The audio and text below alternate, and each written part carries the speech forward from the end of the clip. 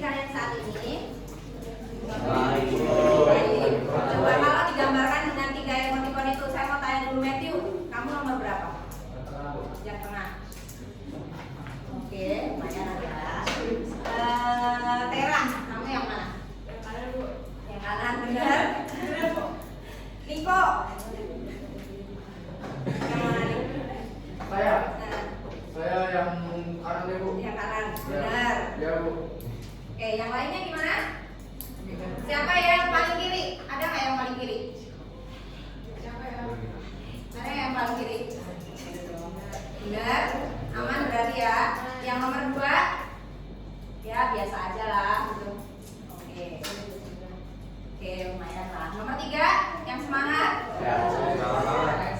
Yang semangat berarti udah baca materi yang saya kasih. Oh, Udah? Udah? Oke, berarti. Oke, kalau kalian sebagian besar sudah ada di kondisi kedua dan ketiga, berarti kalian sudah siap untuk belajar materi baru ya. Materi baru ini, laju reaksi, itu ada kaitannya sama materi yang sudah kita pelajari di kelas 10, yaitu reaksi kimia. Masih ingat reaksi kimia?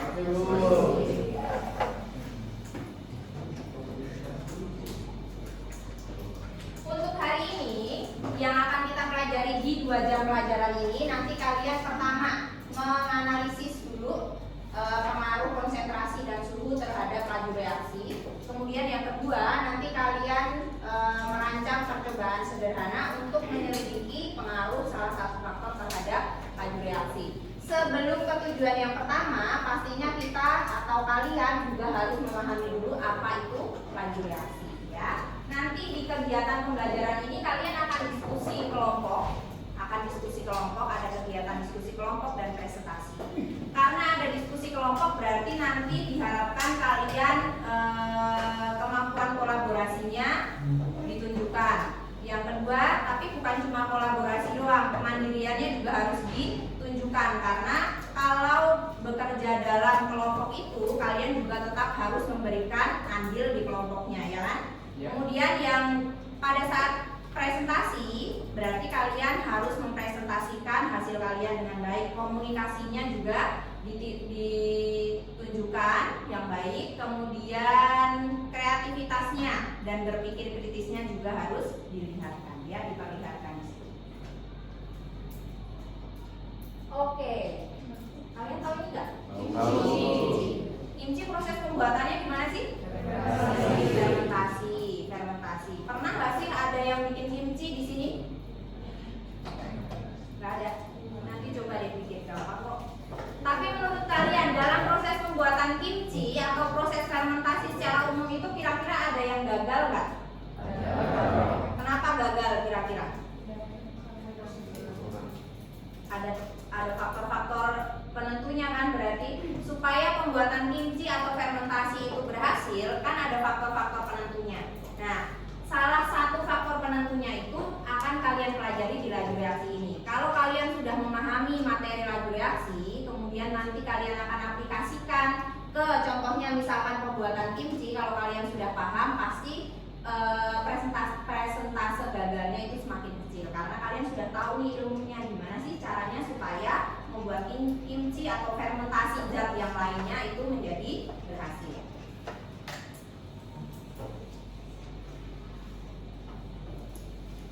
Oke, sekarang sebelum kita mulai ke pembahasan laju reaksinya, saya mau review dulu materi kelas 10. Kalian masih ingat nggak reaksi kimia itu berlangsungnya karena apa? Lihat gambar yang atas nih kalau lupa.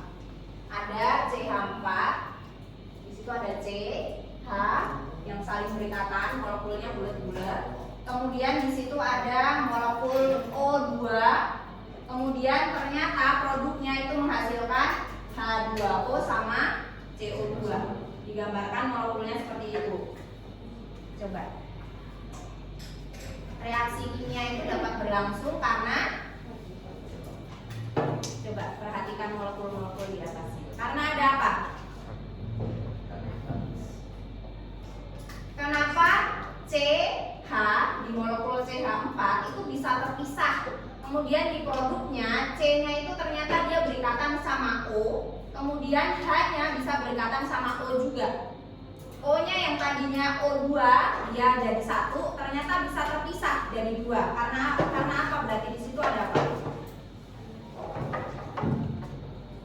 Biasanya kalau yang gandengan nih, kalau kalian jalan gandengan berdua, terus gandengannya lepas, itu karena apa? Karena ada yang lepas satu. Selain itu, faktor dari luarnya, kenapa?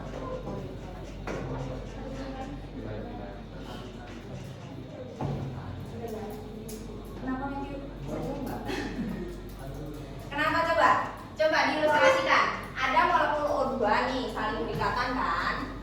Kemudian ternyata dia setelah reaksi itu dia lepas ikatannya, yang CH4 juga lepas ikatannya. Terus O-nya bergabung sama H, C-nya bergabung sama O. Kira-kira kenapa?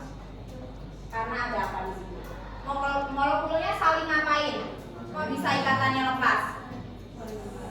Saling tarik menarik. Saling tarik menarik kalau sudah terlepas. Cocok. Faktor penyebab utamanya molekulnya bisa lepas, O2-nya yang tadi gandengan itu bisa lepas. Kenapa kira-kira?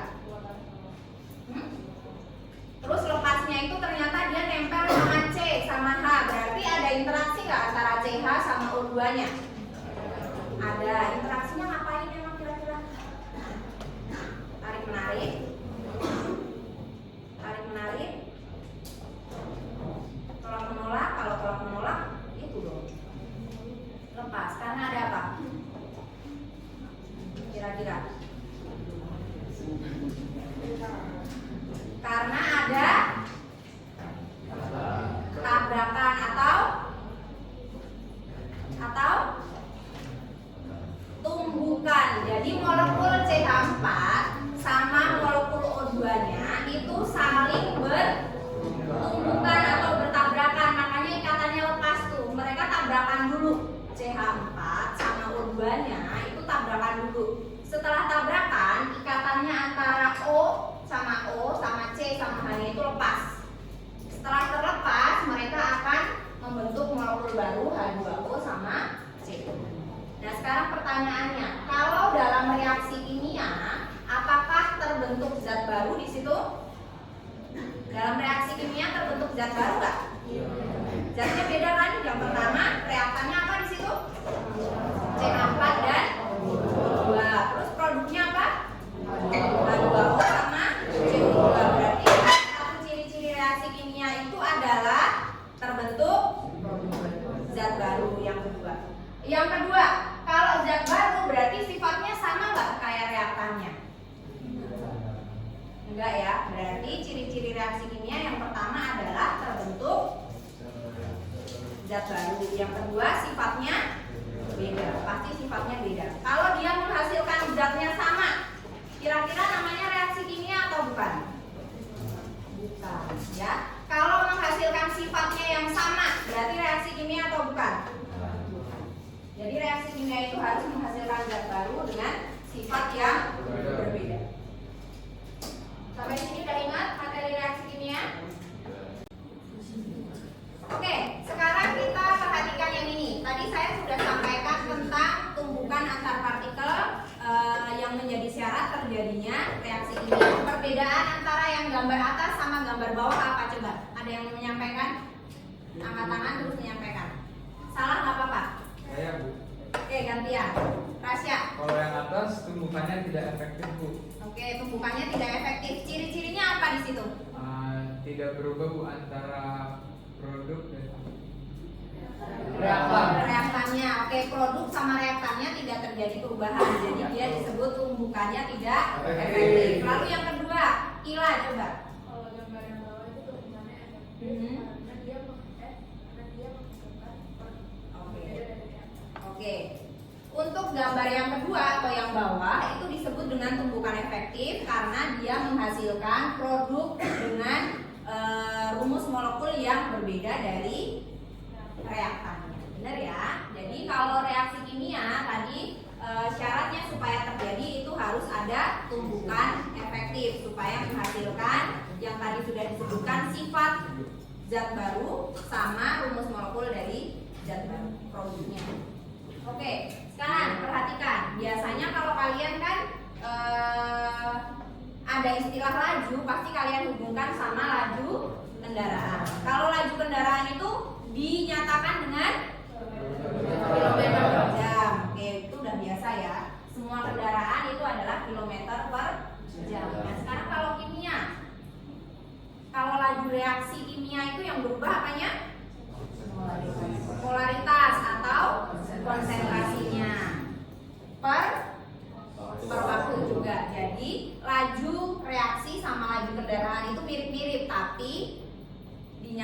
beda. Kalau laju kendaraan itu jarak tempuhnya kilometer per jam itu biasanya, tapi kalau laju reaksi itu adalah perubahan konsentrasinya. Nah, sekarang pertanyaannya, kalau reaktan konsentrasinya lama-lama akan berkurang atau bertambah? Berkurang. Berarti kalau dinyatakan laju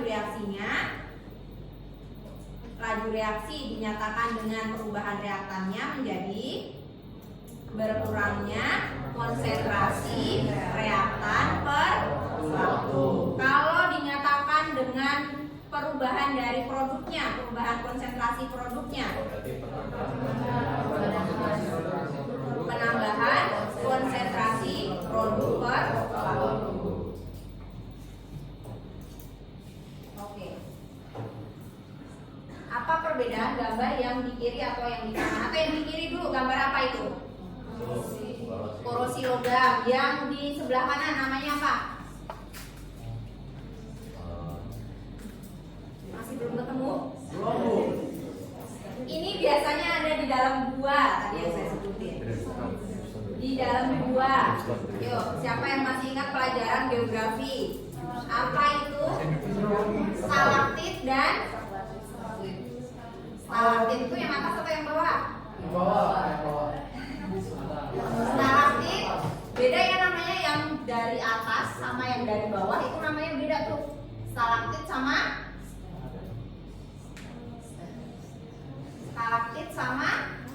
stalagmit, guys. Stalaktit sama stalagmit. Sekarang pertanyaannya, kalau korosi logam itu dibandingkan dengan reaksi pembentukan stalaktit sama stalagmit itu sama atau beda lamanya? Beda. Lebih cepat yang mana? Korosi logam. Kalau stalaktit itu terbentuknya bertahun-tahun, benar. Jadi dia nggak berapa menit langsung terbentuk sepanjang ini, enggak. Dia itu bertahun-tahun terbentuknya. Jadi waktunya sangat lama dalam pembentukan stalaktit sama stalagmit. Tapi kalau korosi logam itu hanya membutuhkan waktu yang singkat, tergantung dari faktornya ya, faktor penyebab korosinya. Tapi kalau dibandingkan dengan stalaktit sama stalagmit, pembentukannya itu lebih cepat korosinya. Nah, hari ini kalian akan mempelajari faktor-faktor yang menyebabkan reaksi kimia itu berlangsung cepat sama berlangsung lebih lambat. Itu karena apa? Ada dua faktor dulu yang mau kita pelajari hari ini. Faktor penyebab reaksi itu berlangsung cepat sama lambat itu ada 4, tapi hari ini kita dua dulu yang dipelajari ya. Yang pertama itu adalah faktor yang disebabkan oleh konsentrasi, yang kedua itu adalah faktor yang disebabkan oleh suhu. Oke, berikutnya saya akan memberikan ilustrasi karena nanti kalian akan membahas faktor yang mempengaruhi laju reaksi itu apa aja. Sekarang saya pengen kalian menjadi alat untuk ilustrasi itu dulu. Saya meminta yang di depan ini ada berapa orang? 1, 2, 3, 4, 5, 6, 7, 8. Maju ke depan semua sih. 7 semua. Iya, maju ke depan sini. Berdiri asal aja. Dari batasnya adalah sini lagi. Tengah. Batasnya sini ya, nggak boleh lebih dari sini ya. Kemudian yang sebelah sini batasnya adalah sini, dari sini. Nggak boleh keluar dari sini, nggak boleh lewatin batas meja ini. Oke? Nah, kalian sekarang bergeraklah bebas, terserah kalian, gerak aja.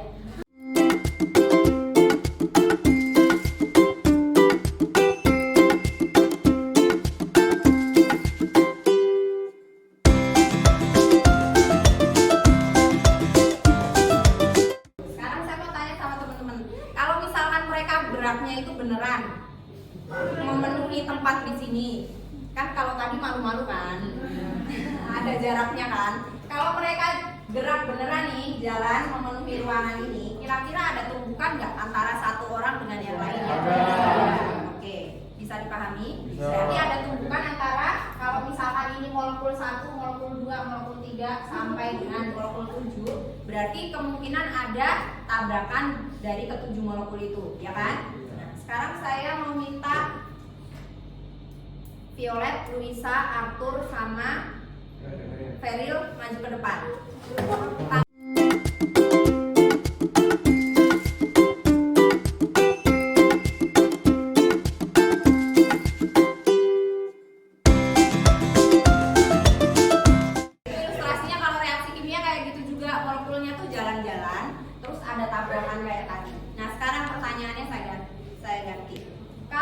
jumlah molekulnya lebih banyak seperti ini, di mana tabrakannya atau tumbukannya dibandingkan dengan yang tadi?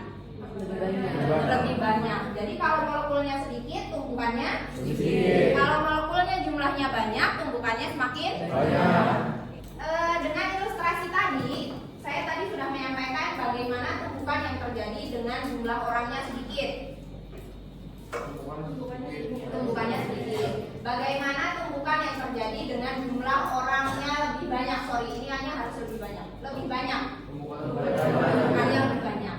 Kalau yang jumlah orangnya sedikit tadi kita ilustrasikan atau menggambarkan larutan dengan konsentrasi rendah, lalu yang molekulnya lebih banyak atau orangnya lebih banyak itu adalah penggambaran dari larutan dengan konsentrasi tinggi. Lalu bagaimana laju reaksi pada larutan dengan konsentrasi tinggi dan konsentrasi rendah? Kalau tumbukannya makin banyak sama tumbukannya makin dikit, reaksinya gimana sih? Kalau tumbukannya sedikit, itu berarti reaksinya cepat atau lambat? Kalau tumbukannya makin banyak nih, cepat. Berarti kalau dibandingkan konsentrasi tinggi sama konsentrasi rendah, siapakah yang memiliki laju reaksi lebih cepat? Konsentrasi tinggi. Ilustrasinya bisa dipahami nggak? Bisa. Ilustrasinya tadi konsentrasi tinggi itu adalah teman kalian. Oke, sekarang ilustrasi yang kedua. Gambar yang di sebelah kiri itu adalah orang jalan di tempat yang panas ya, panas. Kemudian yang di sebelah kanan itu ada jalanan, tapi dia sejuk, ada pohon-pohonannya. Kalau misalkan bayangin kalian kalau jalan di tempat kayak gini, maunya cepet-cepet atau enggak? Cepat. Kalau jalan di tempat kayak gini, santai. Nah, itu juga penggambaran atau ilustrasi dari laju reaksi yang dipengaruhi oleh suhu. Kalau suhunya tinggi, berarti pergerakan molekulnya menjadi cepat, betul. Kalau pergerakan molekulnya menjadi lebih cepat, berarti tumbukannya semakin banyak atau enggak yang terjadi? Iya, banyak. Banyak. Kalau tumbukannya semakin banyak, maka laju reaksinya semakin cepat. Oke, nah kalau dibandingkan dengan yang satunya, kalau suhunya rendah, berarti pergerakan molekulnya semakin lambat. Kalau pergerakan molekulnya lambat, tumbukannya semakin banyak atau semakin sedikit? Sedikit. Kalau tumbukannya sedikit, berarti laju reaksinya semakin. Kalau tumbukannya sedikit, laju reaksinya semakin lambat. Nah, bisa dipahami sampai sini? Bisa. Nah, setelah ini saya mau minta kalian untuk berkelompok. Nanti saya mau bagi jadi 7 kelompok, ya, karena ada 27 ya. Kalian 27. Nanti saya akan bagi jadi 7 kelompok. Kemudian nanti saya akan minta kalian untuk mencari kasus-kasus yang ada di sekitar kalian yang berkaitan dengan laju reaksi. Saya mau kasih contoh dulu biar kalian ada bayangan. Yang pertama nih, cuci baju. Kalau baju kalian kena noda nih, misalkan kena kotoran yang agak susah hilangnya, kalian biasanya pakai deterjennya jumlahnya banyak atau sedikit? Banyak. Biar apa? Nah, biar cepat hilang. Itu berarti kalian sudah menerapkan laju reaksi namanya. Reaksi antara deterjen dengan noda yang ada di pakaian kalian. Kalau konsentrasi atau jumlah deterjen yang kalian banyakin, berarti kan konsentrasinya makin tinggi kan, maka dia akan lebih cepat hilangnya. Tapi kalau kalian pakai deterjennya sedikit atau konsentrasinya rendah, berarti akan lebih lama hilangnya gitu. Ya, ini salah satu contoh kasusnya. Nanti silakan kalian diskusikan dalam kelompok kalian, di sekitar kalian yang biasa kalian temui itu kasus apa. Kemudian kalian akan merancang percobaannya. Kalau ini yang maksudnya percobaan, kalau mencuci baju ya udah percobaan mencuci baju. Tapi ada 2 variabel yang dibandingkan, deterjen sedikit sama deterjen banyak. Untuk mengukur lebih lama mana, lebih cepat mana, gitu ya. Nanti kalian akan merancang percobaan seperti ini. Nah, kemudian nanti presentasi ya. Nah, ini pembagian kelompoknya.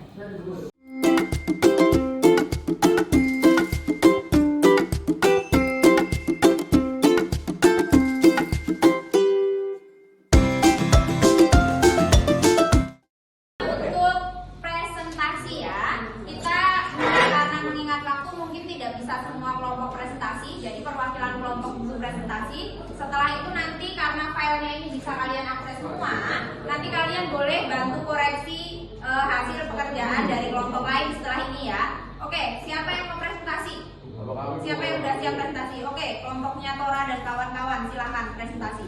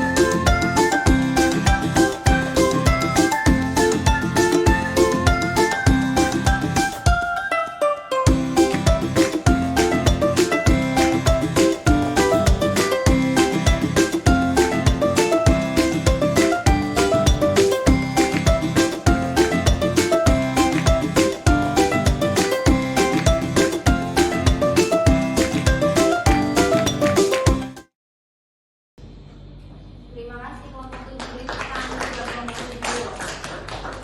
Oke, ada masukan untuk kelompok 7 atau pertanyaan untuk kelompok 7 yang sudah presentasi tentang pengaruh jumlah pemutih pakaian. Berarti ini adalah pengaruh apa?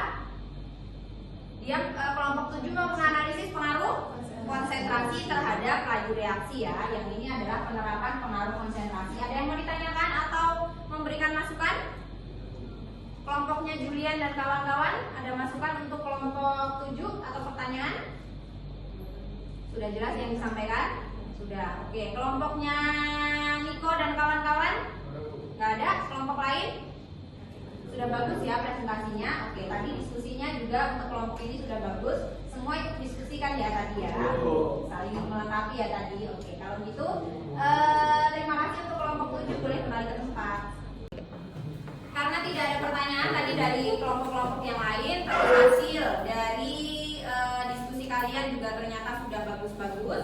Kalian sudah memahami pengaruh konsentrasi sama pengaruh suhu terhadap laju reaksi, tinggal penerapannya ke dalam kasus-kasus yang ada di sekitar kalian. Sekarang kita mau evaluasi tapi individu ya, dari pengalaman yang sudah kalian peroleh tadi. Kalian hasil diskusinya seperti apa? Silakan kalian scan barcode-nya. Di situ ada evaluasi.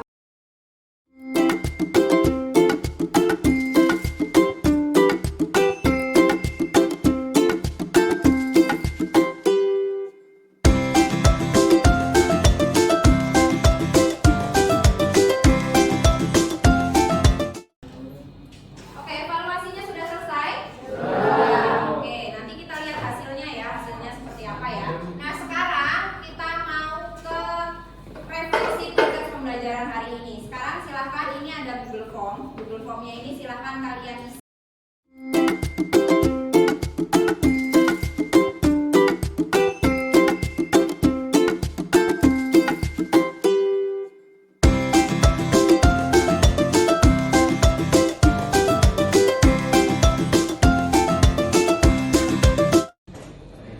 Oke, sekarang berarti pembelajaran kita sudah selesai. Kita tinggal di akhir doang ini. Apakah ada yang mau menyampaikan umpan balik untuk proses pembelajaran hari ini? Ada yang mau menyampaikan refleksinya? Atau saya tanya deh, seberapa paham kalian terhadap materi yang kita pelajari hari ini? Oke, sudah paham 100%? Yakin 100%? Tapi sebagian besar sudah paham? Siapa yang sudah paham 70% ke atas materi yang tadi disampaikan? Wow, bagus, terima kasih ya. Terima kasih kalian sudah mengikuti proses pembelajaran hari ini dengan baik. Di pertemuan berikutnya kita akan melakukan praktikum yang sudah kalian rancang percobaannya. Nanti jangan lupa kelompok-kelompok lain silahkan bantu untuk mengkoreksi hasil LKPD dari kelompok temennya yang tidak presentasi tadi ya. Silahkan dibuka, terus kalian boleh isi komen di situ biar bisa diperbaiki oleh kelompok kelompok yang melakukan praktikum supaya nanti pada saat praktikum langkah kerja atau LKPD-nya yang digunakan untuk praktikum itu sudah tepat gitu ya. Oke, untuk hari ini pembelajaran kita sudah selesai. Cukup sekian dulu pembelajarannya. Terima kasih. Kemudian jangan lupa dipersiapkan untuk pertemuan berikutnya alat dan bahan yang untuk percobaan setiap kelompok. Oke? Kalau begitu kita cukupkan ya pertemuan hari ini. Terima kasih semuanya. Selamat pagi.